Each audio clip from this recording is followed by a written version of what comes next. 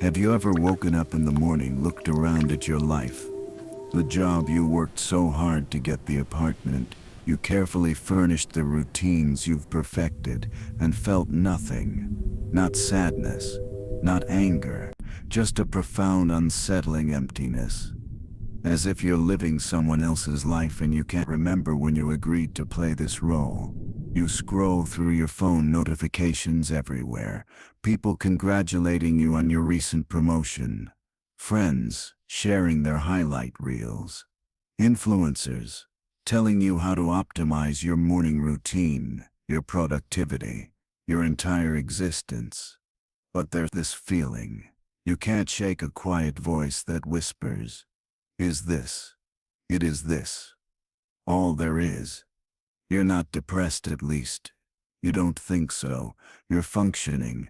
You're even succeeding by most measures. But somewhere deep inside there's a hollow space that all your achievements, all your possessions, your carefully curated experiences can't seem to fill.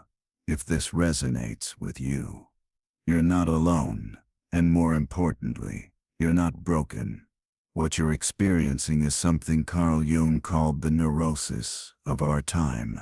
A collective crisis of meaning that affects millions of people who on paper have everything they need, but inside feel like they have nothing at all. Carl Jung spent decades studying the human psyche, and he noticed something troubling about modern civilization.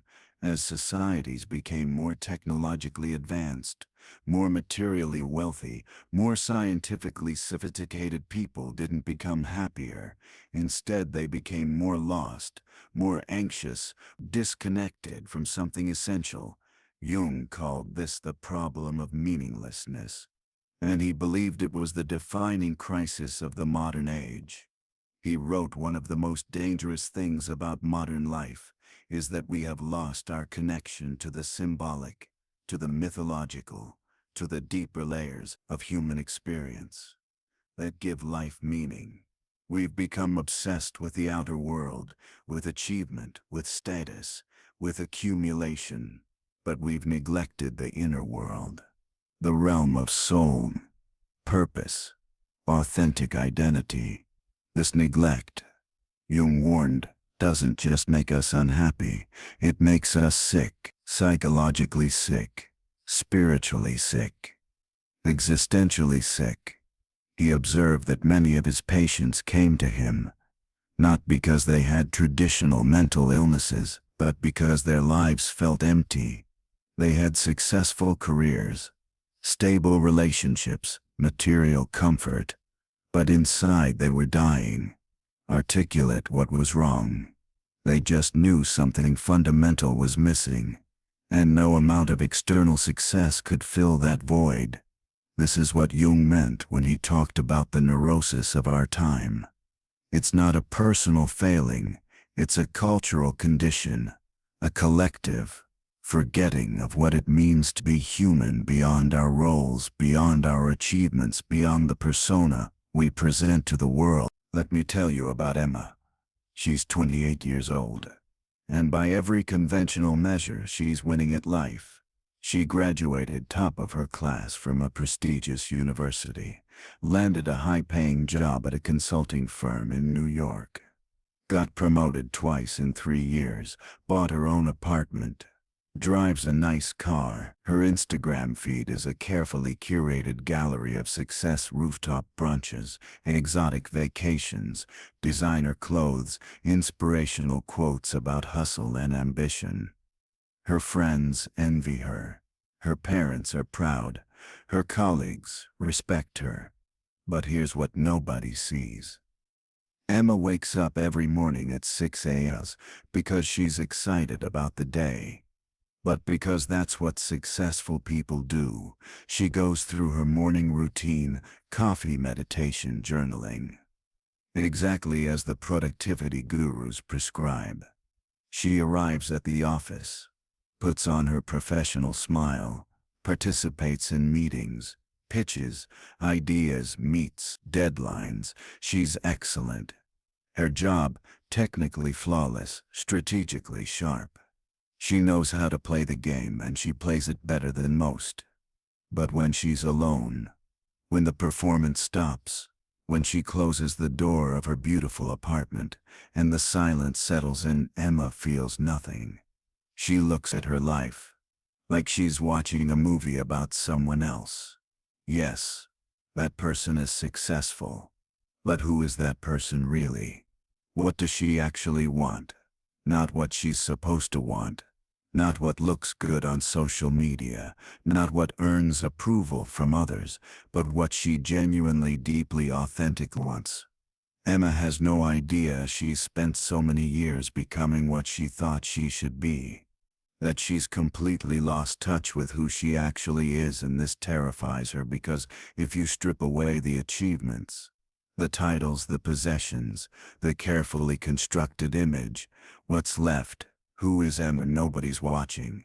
When there's no goal to chase, no expectation to meet, no role to perform, the answer she fears is nothing, just an empty space where a self should. Jung had a term for what Emma's experiencing. He called it living entirely through the persona.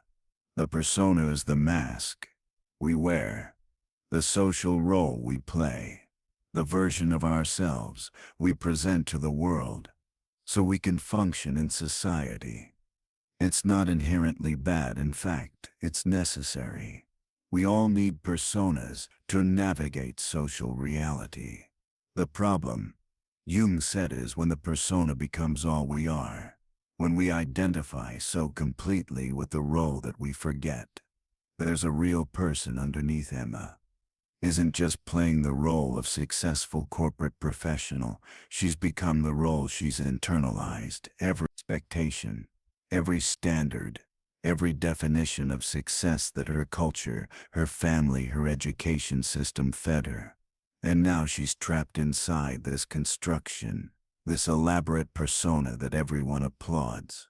But that feels hollow from the inside because it's not connected to her authentic self, real desires, her genuine nature.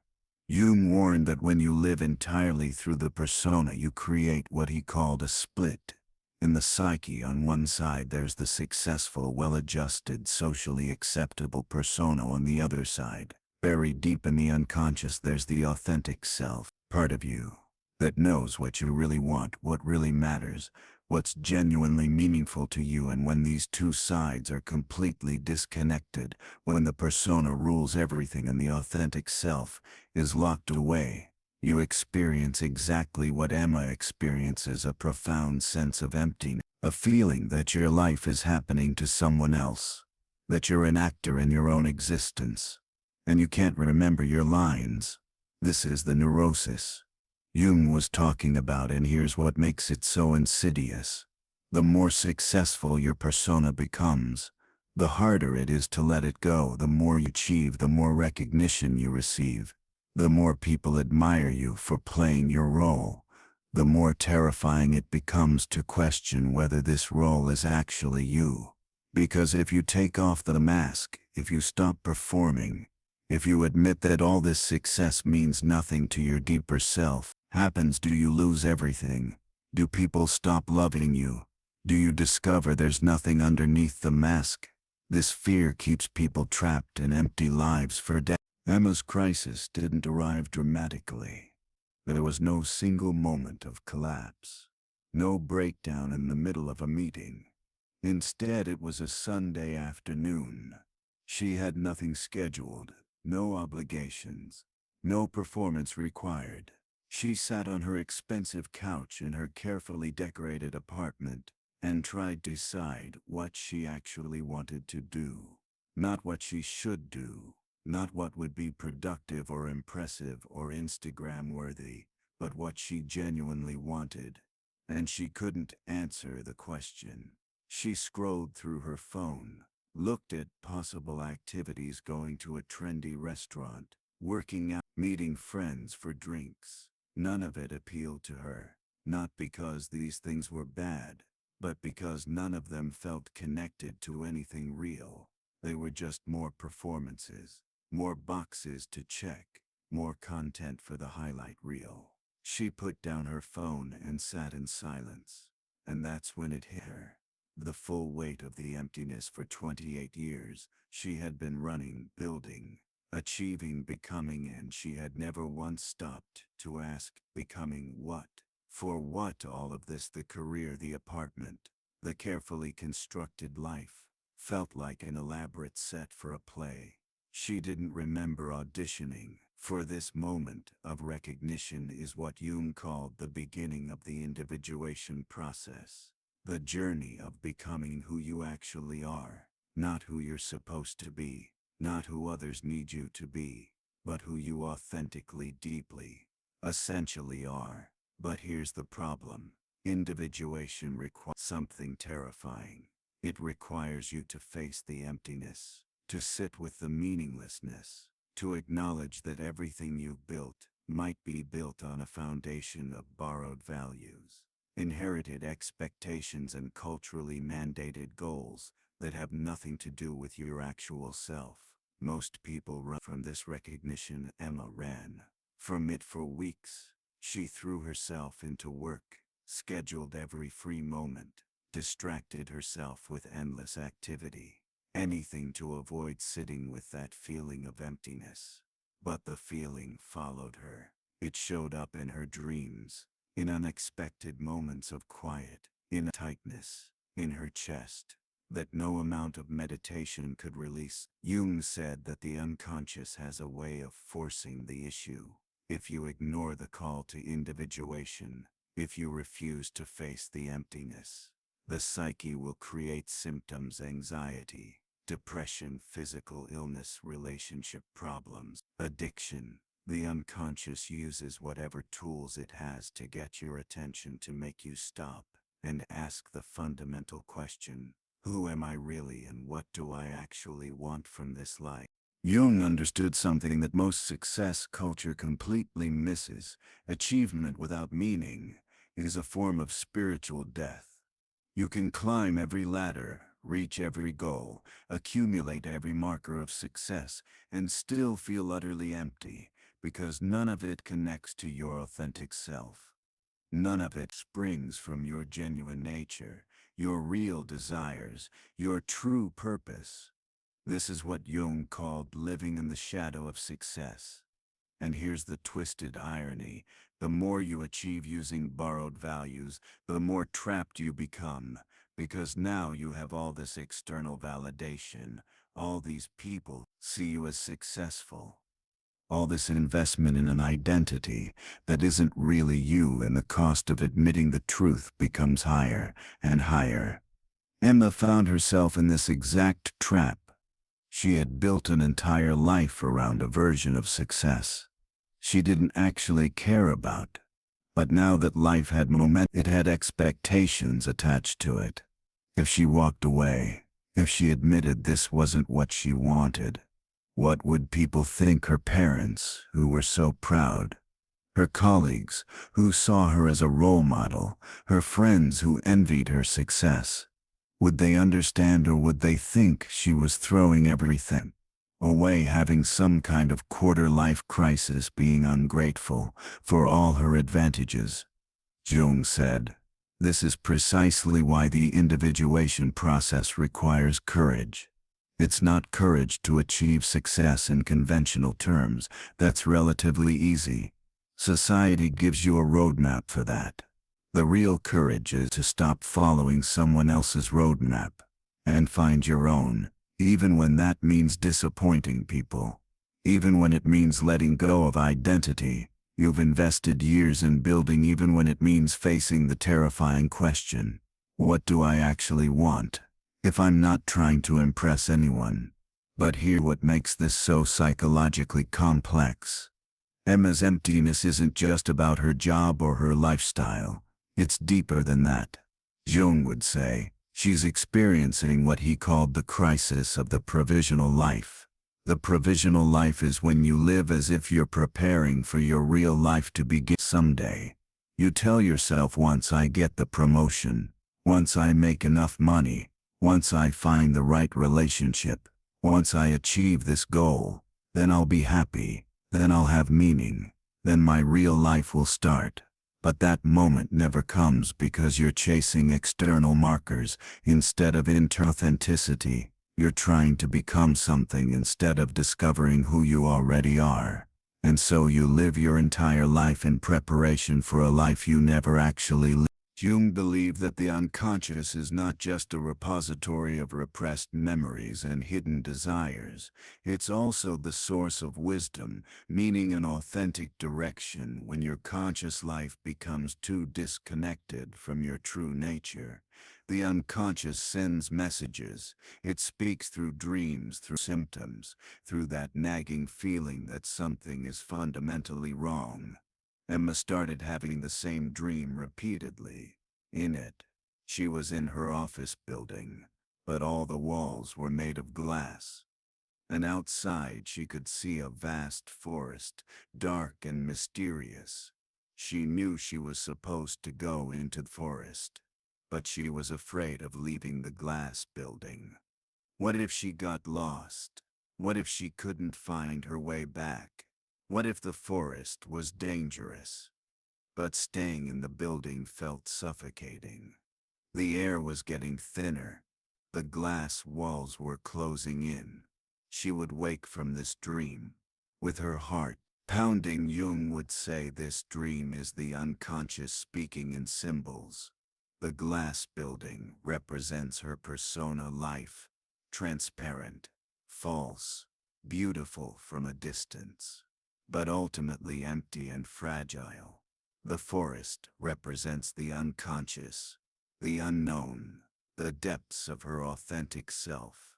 It's dark, scary because she's never explored it. But it's also where real life exists, where growth and transformation happen. The dream is a call, an invitation from her deeper self to leave the safety of the known identity and venture into the territory of authentic becoming. But here's what makes this process so difficult. The unconscious doesn't speak in clear instructions.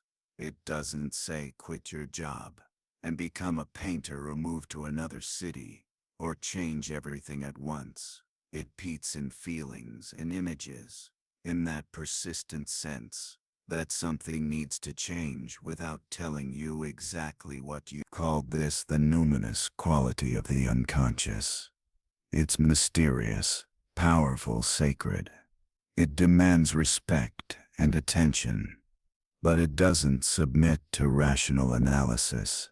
You can't think your way through it. You have to feel your way through it. Emma tried to rationalize her way out of the emptiness she made. Lists of what might be wrong. She researched career changes. She read self-help books about finding your passion. But none of it helped. Because this wasn't a problem to be solved with a rational mind. This was a call from the depths of the psyche. And it required a different kind of response. Required her to stop doing and start being. To stop achieving and start listening, to stop building and start discovering. What Jung called individuation is not a smooth path of self-improvement. It's not about becoming a better version of your current self. It's about a death and rebirth, a dissolution of the false identity. So the real identity can emerge, and this process has a phase that mystics throughout history have called the dark night of the soul. Emma entered this phase without realizing what was happening. The emptiness that had been a quiet background feeling became overwhelming. Nothing brought her joy. Not work, not socializing, not the activities she used to find distracting. Even the things she thought she loved felt hollow. Her carefully maintained routines started falling apart. She stopped going to the gym, stopped meal prepping, stopped posting on social media. Her apartment, once immaculate, began to reflect her internal state. Clothes piled up, dishes accumulated. She couldn't bring herself to care about maintaining the performance. Her colleagues noticed she was distracted, missing deadlines, showing up late, Her friends commented that she seemed distant. She stopped returning calls, stopped making plans, stopped pretending she was okay. From the outside, it looked like depression, like a breakdown. Parents called worried. Her therapist suggested medication, but Jung would recognize this for what it actually was: a necessary dissolution. The ego structure, the persona, the false self was collapsing, and it needed to collapse because you cannot become who you really are until you stop being who. Not this is the phase most people can't endure, because it feels like dying in a way. It is dying, the death of an identity. You've invested everything in the death of goals and values that once seemed important. The death of a version of yourself that everyone else recognized and approved of. Jung said, the individuation process requires you to endure this death, without running away, without medicating it into numbness, without rebuilding the old structure. Just to avoid the discomfort, you have to sit in the emptiness. You have to let everything you thought you were dissolve. You have to face the terrifying possibility that underneath all the achievement and performance, there might be nothing at all. But Jung also knew something that Emma didn't yet understand. The emptiness is not nothing. It's not a void that needs to be filled with new achievements, new goals, new identities. The emptiness is actually space. Space for something authentic to finally emerge. Space that has been occupied for so long by false structures that your real self never had room to exist. The dark night is not a punishment. It's a clearing. It's the psyche destroying what doesn't belong. So what does belong can finally take root. The turning point for Emma came not in a moment of grand realization, but in a small, quiet recognition. One evening, after weeks of existing in this state of dissolution, she was sitting by her apartment window, watching the city lights, and she noticed something. She wasn't afraid anymore. For weeks, had been terrified of the emptiness. Terrified of not knowing who she was. Terrified that without her achievements and identity, she was nothing. But in that moment, she realized the emptiness didn't feel empty anymore. It felt peaceful, not the false peace of having everything under control, but a deeper peace. The peace of finally stopping the performance, of no longer trying to be something for someone, of letting go of the exhausting effort to maintain an identity that was never really hers.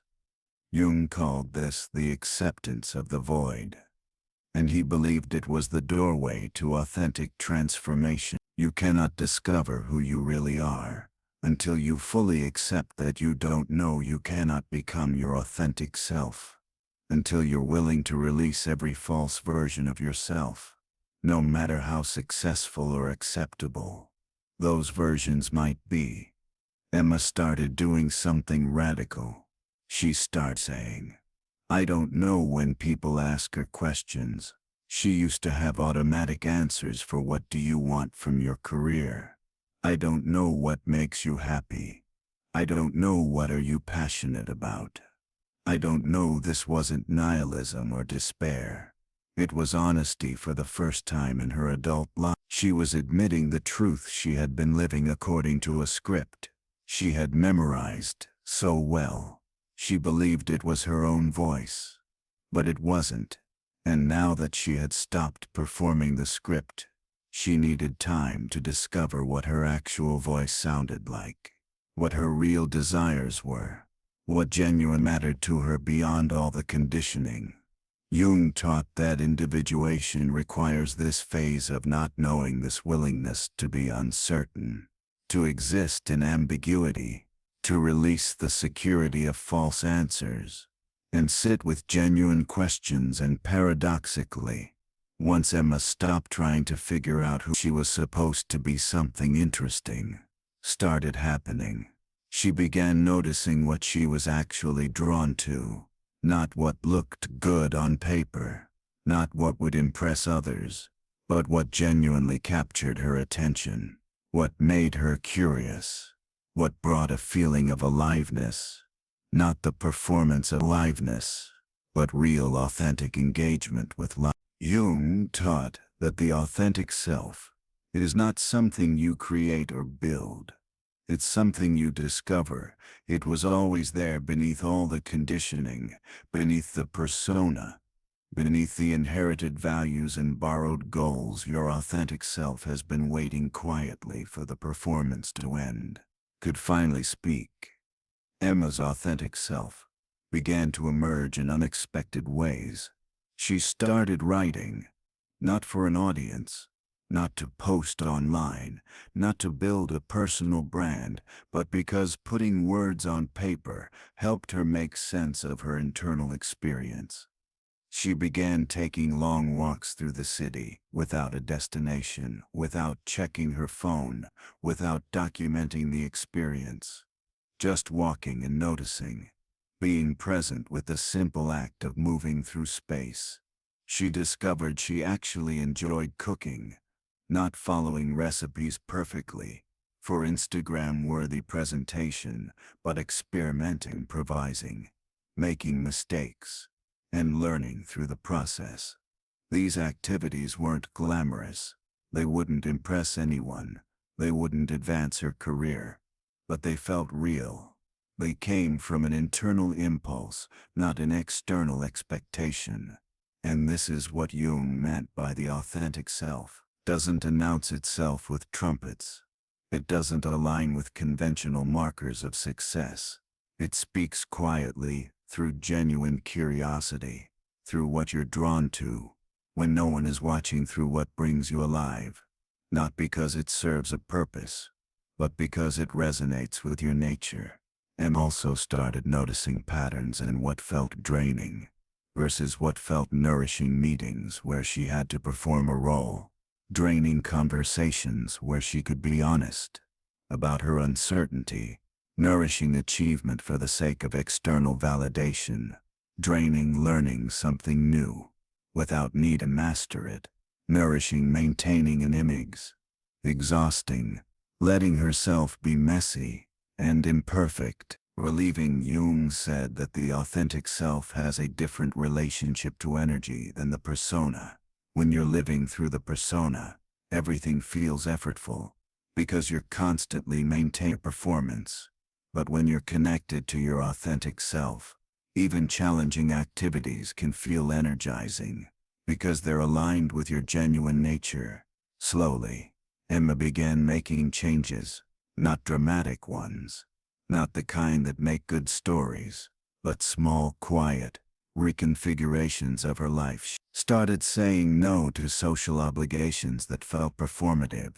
She reduced her social media presence, not as a statement, but because it no longer served her. She had honest conversations with friends about her process, even when it meant admitting she didn't have her life figured out. And something unexpected happened. Some people didn't understand. Some friendships faded.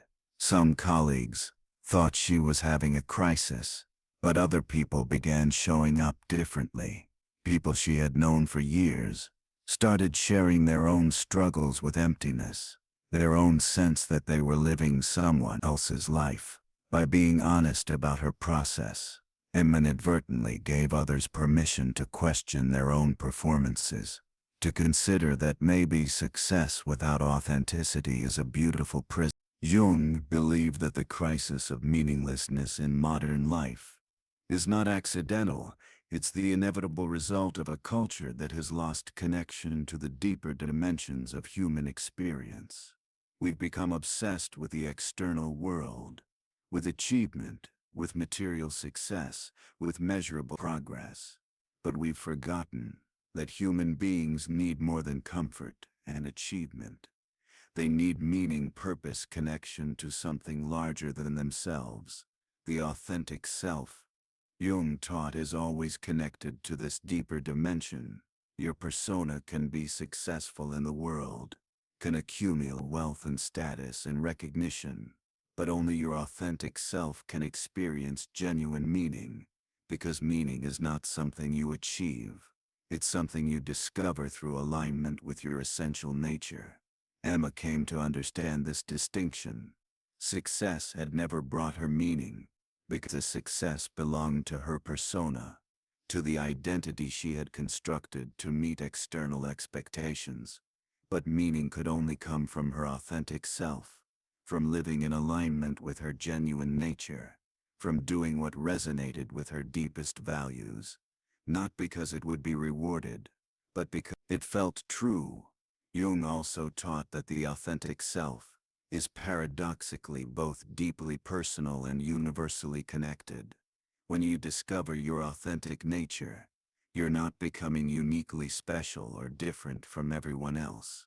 You're connecting to the archetypal human experiences that everyone shares: the need for authenticity, the search for meaning, the struggle between false self and true self. Emma's crisis was not unique. Millions of people, especially in modern consumer culture, experience the same emptiness, the same sense that despite having everything they feel empty. This is not personal failure. It's a spiritual crisis, a crisis of disconnection from the deeper layers of human experience. And Jung believed that the only solution is the difficult work of individuation, of becoming who you actually are. Not who you're supposed to be, not who would be most successful or admired, but who you are in your essential nature. This process, Jung warned, is not comfortable. It requires facing the emptiness, enduring the death of false identity, tolerating the uncertainty of not knowing who you are, and slowly, patiently listening to the quiet voice of your authentic self as emerges from the silence. But this process, Jung promised, is the only path to genuine meaning, to a life that feels real, rather than performed, to the experience of being fully alive rather than successfully dead. This is not easy work. Most people never do it. They spend their entire lives maintaining the persona, accumulating achievements that mean nothing to their authentic self, and wondering why, despite all their success, they feel so empty. But for those who have the courage to face the emptiness, to let the false self die, to endure the dark night and listen for the authentic self, on the outside of that process is something worth more than all the conventional success in the world. A life that feels like your own. If you've made it this far, perhaps you recognize something of yourself in Emma's story. Perhaps you too have achieved things that look impressive from the outside, while feeling empty inside. Perhaps you too have built an identity that everyone admires except the person wearing it. Jung's message is both challenging and hopeful. The emptiness you feel is not a flaw, it's information. It's your authentic self trying to get your attention, telling you that something fundamental is misaligned, that you're living according to borrowed values rather than genuine truth. The bad news is that to address this emptiness requires something difficult.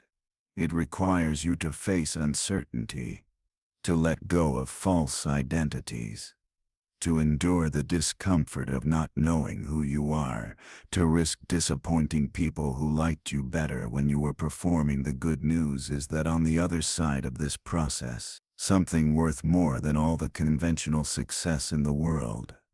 A life that feels authentically yours. A sense of meaning that comes from alignment with your genuine nature.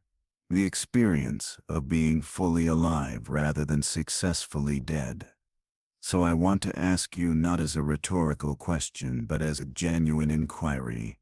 Do you recognize this emptiness in yourself? Are you living according to your authentic nature, or are you performing a role that looks good but feels hollow? Have you built a life that impresses others, while suffocating your real self? Jung believed that the most important question a human being can ask is, who am I really? Not who should I be? Not who would be most successful, not who others need me to be, but who am I in my essential nature? And this question cannot be answered by thinking, by analyzing, by reading more self-help books. It can only be answered by stopping the performance, sitting with the emptiness and listening to what emerges from the silence. If this video resonated with you, I invite you to leave a comment, not about whether you liked the video, but about your own experience with this question. Do you feel the emptiness? Have you experienced the crisis, living through the persona? Are you in the dark night right now? Or have you begun discovering your authentic self? Your story might be exactly what someone else needs to hear, to know they're not alone in this struggle. And if you want to go deeper into these questions about authenticity, meaning, living according to your genuine nature, the next video explores another dimension of this journey. Watch it. Not because I'm telling you to, but because if you're asking these questions, you deserve to find answers that actually matter. I'll see you